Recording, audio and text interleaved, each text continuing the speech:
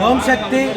சேலம் மாவட்டம் ஓமலூர் பாகல்பட்டி பூமிநாயக்கன்பட்டி கிராமத்தை சார்ந்த பானுமதி ரஞ்சித்குமார் தம்பதிகள் திருமணமாகி 10 ஆண்டுகள் குழந்தை பேர் இல்லாம நம்ம சேலத்து மகமாயை தேடி வந்து 3 அமாவாசை கும்பப்படையில் பிரசாதம் வாங்கி சாப்பிட்ருக்காங்க.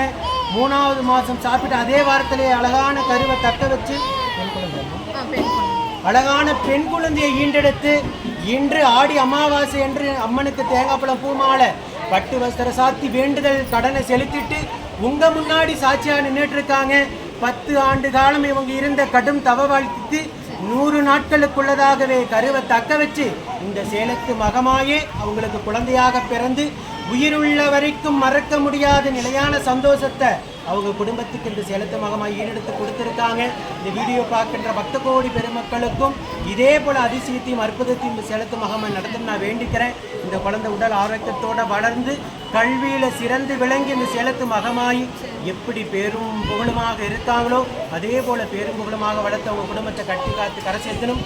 ஓம் சக்தி பராசக்தி.